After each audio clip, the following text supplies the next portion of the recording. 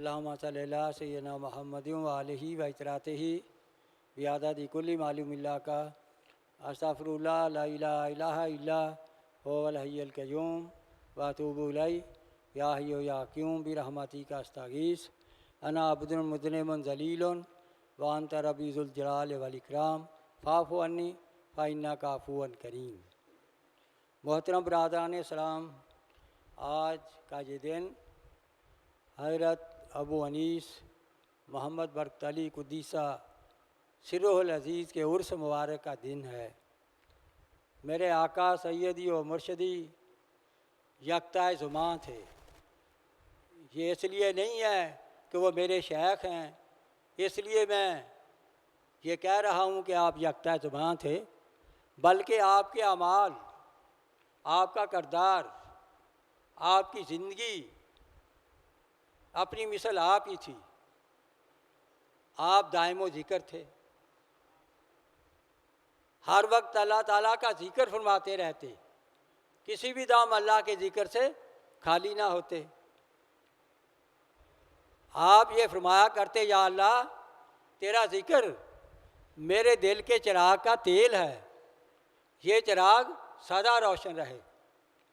या अल्लाह तेरा ज़िक्र मेरी ज़िंदगी का अनमोल सरमाया है, तेरे इस बंदे को तेरा ज़िक्र अनायत हो, ज़िक्र का मकबूल नसाब अनायत हो, ज़िक्र का बुलंद तरीन मायार अता हो। तेरे इस बंदे पे ज़िक्र के तमाम दरवाज़े वाह हूँ, कोई भी दरवाज़ा बंद ना रहे। तेरे कर्मो एहसान से तेरे इस बंदे का कोई भी दम, कोई भी सांस तेरी याद के बगैर ना गुजरे। तो मेरे मोहतरम, यही हजूर नबी करीम रऊफ़ रहीम रूही फ़दा जान फ़दा सल्लल्लाहु अलैहि वसल्लम की सुन्नत भी है। काना यज़कुरुल्लाह अला कुल्ली अहयानिही। हमारे आका हजूर नबी करीम रऊफ़ रहीम रूही फ़दा जान फ़दा सल्लल्लाहु अलैहि वसल्लम हर वक़्त अल्लाह का ज़िक्र फरमाया करते थे। मान औलिया अल्लाह, या रसूला औलिया अल्लाह बंदे कौन हैं? औलिया अल्लाह इज़ारू ज़ुकिर अल्लाह। औलिया अल्लाह वो बंदे हैं जिन्हें देखकर जिक्र जारी हो जाए, अल्लाह याद हो जाए। हदीस कुदसी में अल्लाह फरमाते हैं, इन्ना औलियाई मिन इबादी अल्लाह दीना यज़कुरूनी बिज़िक्री व अज़कुरू बिज़िक्रिहिम। मेरे बंदों में से मेरे औलिया बंदे वो हैं जो मेरा जिक्र करते रहते हैं, मैं उनका जिक्र करता रहता हूँ। इन्ना अहबाबी मिन खल्की अल्लाह दीना यज़कुरूनी बिज़िक्री व अज़कुरू बिज़िक्रिहिम। यकीनन मेरे बंदों में से मेरे महबूब बंदे वो हैं जिनका मैं जिक्र करता रहता हूँ और वो मेरा जिक्र करते रहते हैं। तो मेरे मोहतरम, इसलिए आपकी ज़बान हर वक़्त अल्लाह के ज़िक्र से तर रहती थी। आप भी दायमो ज़िक्र थे, अपने आप को हमा औकात ज़िक्र इलाही में महव व मुनहमिक रखते। तो मेरे मोहतरम, दूसरी खूबी जो है, आप दायमुल तवक्कल थे। दायमुल तवक्कल थे, हमेशा तवक्कल की हालत में रहते। कल के लिए कोई भी पैसा जमा ना फरमाते। जो रिज़्क़ अल्लाह देता, शाम तक सारे का सारा तकसीम कर देते। अगर कोई शाम के वक्त नज़र नियाज लेकर आता तो कबूल ना फरमाता। फरमाते फरमाते अब तो दिन गुजर गया, हम ये कहाँ खर्च करेंगे, इस वक्त इन्हें कबूल करने का वक़्त नहीं है, वो लुटा देते। और अगर किसी से पहले की कोई नज़र नियाज कबूल फरमाई होती, उसका बड़ा अच्छा इसराफ करते, कभी उसे फजूल खर्च ना करते। अगर किसी साहिब की नज़र जो दी होती नियाज, आपको कोई पेश किया होता अतिया, अगर कोई पैसे जो है बच जाते, आप खाते लिखते शाम को सूरज ग़ुरूब होने से पहले कि आपने अदारे को अल्लाह के लिए इतना अतिया दिया था, इतने अल्लाह की राह में खर्च हो गए हैं, इतने बच गए हैं, इसलिए ये आपस को वापस उठाए जाते हैं। आपको हम कल के लिए कुछ भी जमा करके नहीं रखते, वो पैसे वापस लौटा दिए जाते। तो मेरे मोहतरम, इसी तरह एक बार जस्टिस सदीक, वो आपके बैत थे, वो उनके साथ चीफ जस्टिस सरदार इकबाल जो है वो आपके पास हाज़िरी के लिए आ रहे थे। रास्ते में आपका जिक्र हो रहा था कि आप कल के लिए कोई भी जमा नहीं करके रखते, कुछ भी जो भी रिज़्क़ अल्लाह देता है अल्लाह की राह में तकसीम कर देते हैं, और आप अपनी कैश बुक पर इतने पैसे आए, इतने खर्च हो गए, बैलेंस नील, ये बैलेंस नील करके मोहर लगाते, खा खला बचाकर मत रख, कल की रोज़ी कल मिलेगी। तो मेरे मोहतरम, वो सरदार इकबाल ने हमें ये खुद ही अपनी सोच बताई कि मैं सोच रहा था अजीब मामला है, सुना है इतना बड़ा अदारा है, इतने ऑपरेशन होते हैं जो है आई कैंप पे, और इतना कुछ अल्लाह की मखलूक की खिदमत हो रही है, और कल के लिए कुछ भी नहीं जमा रखा जाता, ये निज़ाम कैसे चलता है। ये वो सोचता आ रहा था सरदार इकबाल। जब आपके यहाँ पहुँचे तो आपने, काफ़ी बड़ी मस्जिद है, हमारी मस्जिद से भी बड़ी मस्जिद है, उसमें कैश बुक के रजिस्टर आपने लाइन में रखे हुए थे, और सरदार इकबाल से फरमाने लगे, सरदार इकबाल साहब चेक कर लो हमारा बैलेंस, कैसे हम रोज़ाना बैलेंस नील करते हैं और कैसे तो अकल की ज़िंदगी गुजारते हैं। वो हैरान रह गया कि बात तो आपको किसी ने नहीं की, ये ऐसी बात रास्ते में हमने की है, आपको कैसे इसका पता चल गया। मैं रजिस्टर देखकर मुस्कुराया, मैंने कहा हजूर बिल्कुल ठीक है, आपके बारे में जो मुझे बताया गया बेशक आपकी ज़िंदगी तो अकल की ज़िंदगी है।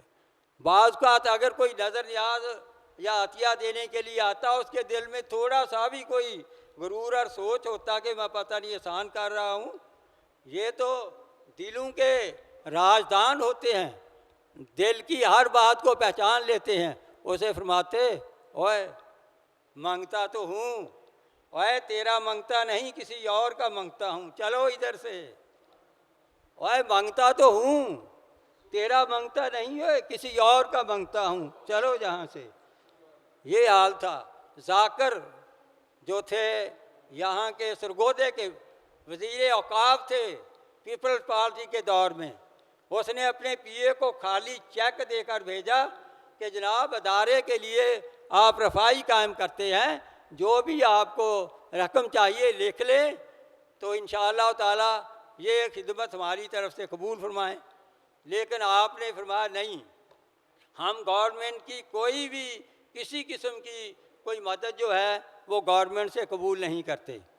उसने बहुत तरले किए, जी मेरा साहब नाराज़ हो जाएगा, मुझे उन्होंने ये हुक्म देकर भेजा है, मैं अपने साहब को क्या मुंह दिखाऊंगा।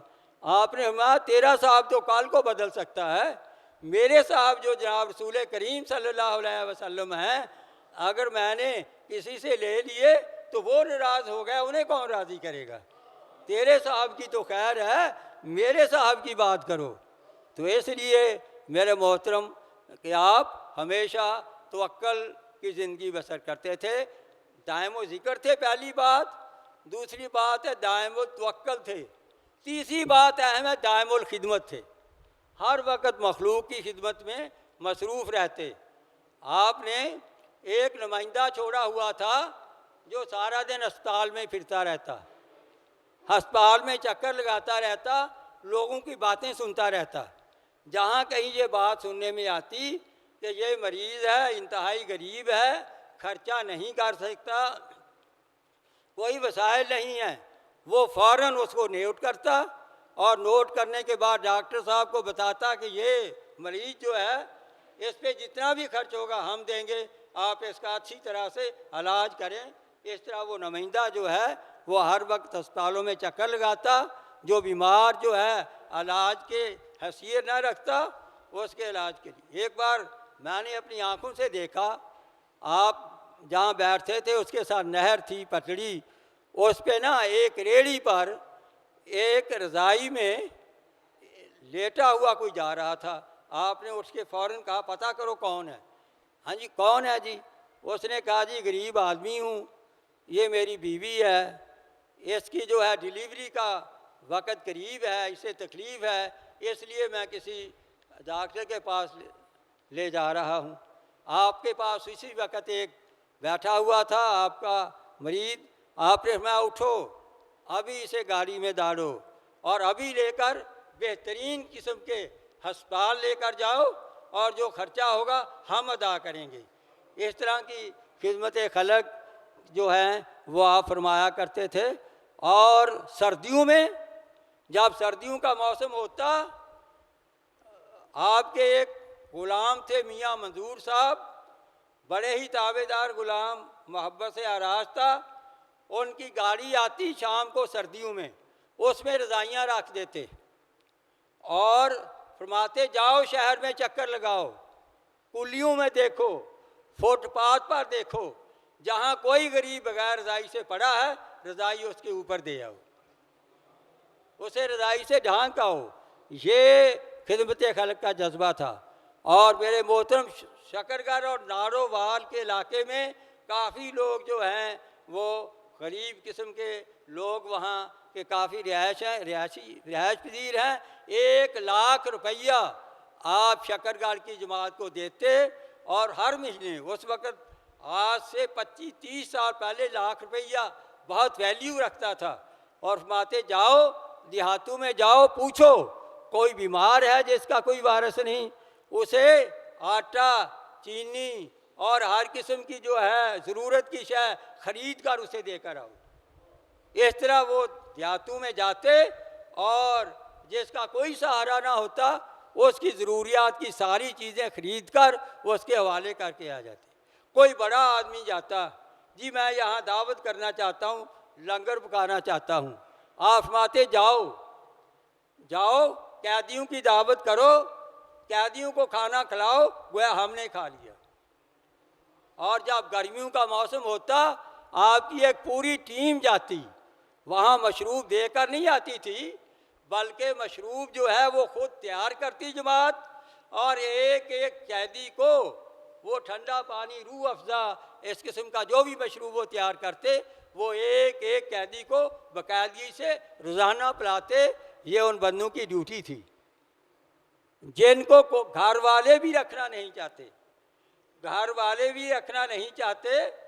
वो कोड़ी लोग जिनका झांग रोड पे अदारा है, अयूब सर के करीब कोई उधर अदारा है जहाँ वो सारे रखे हुए हैं। हफ्ते में एक बार आदमी आप भेजते, माते उन्हें पूछो क्या खाना है, जो भी वो मुतालबा करें वही खिलाओ, वही आदमी खिला कर आता। जब कोई त्यौहार होता, ईद होती या ऐसा, वैगन आप भेजते, उन सबको गाड़ी में बिठा कर ले आते, अपने सबसे करीब बिठाते, और जो मिठाई होती पड़ी आपके पास, कोई लोग लाए होते किधर से, वो फरमाते इनमें तकसीम कर दो, और उनको अपने हिसाब से करीब बिठाते। तो मेरे मोहतरम, इसी खिदमत खलक के जज्बे के तहत ये जो है ये गगड़े, ये सांसी, ये लोग जो नान मुस्लिम थे, वो लाखों की तादाद में आपके हाथ पर मुसलमान हुए। लाहौर जा रहे थे, किताब छपली से उसे देखने के लिए, रास्ते में झुग्गी नशीनों को देखा, फरमाया ये कौन है जो आपका मरीज गुलाम जब्बार नामी वो गाड़ी चला रहा हो। तो उसने कहा जी ये गगड़े सांसी हैं जिसको हिंदुओं ने शूदर करार देकर, पलीद करार देकर इंसानी सफ़ों से निकाल दिया था। ये बेचारे जंगलों में बियाबानों में रहते हैं और ये जो कुछ भी आए खा पी जाते हैं, जो जानवर मिले, गो हो, इस किस्म के जो जानवर हैं ना, हर किस्म के ये खा जाते हैं। आपने हमारा रोको गाड़ी, आप गाड़ी से रुके, रोके उनमें गए, उनके बच्चों पे सरों पर शफकत का हाथ फेरा। मैं ये बच्चे, ये हमारे बच्चों से किसी भी तरह काम नहीं, इनमें कौन सी चीज़ की कमी है। आपने उन्हें उनके सरों पर शफकत का हाथ फेरा, कुछ उन्हें जो है पैसे भी पेश किए, जे लो ऐसे आप अच्छा किस्म का खा पी लेना, और फिर उन्हें कहा कि किसी दिन फरमाया मेरे पास वहाँ हाज़िर होना। वो चंद आदमी आपके पास हाज़िर हुए, आपने कुरान महल में बिठाकर उन्हें मशरूब पेश किया, ठंडा पानी, शरबत, जिस जिस को मिलता वो पीता जाता और पढ़ता जाता ला इलाहा इल्लल्लाह मुहम्मदुर रसूलुल्लाह। इस तरह मुल्क भर में बसने वाले लाखों गगड़े सांसी दौलत ईमान से माला माल हुए। उन्हें दौलत ईमान से माला माल करके छोड़ ही नहीं दिया, उनकी तालीम का पूरा बंदोबस्त किया। जहाँ उनकी तादाद ज़्यादा थी वहाँ गवर्नमेंट से ज़मीन अलाट करवा के उन्हें प्लाट और जगह अलाट की, कॉलोनी उन्हें बना कर दी। यहाँ फैसलाबाद में भी अगर देखना चाहें, गुलामाबाद के साथ उससे मुल्हक एक आपको टाउन मिलेगा जिसका नाम है नौ मुस्लिम टाउन। वहाँ पर सारे नौ मुस्लिम बसते हैं और उन्हें गवर्नमेंट से प्लाट लेकर जो है आपने अलाट कराए थे। तो मेरे मोहतरम, ये था आपकी दायमुल खिदमत होने का हाल।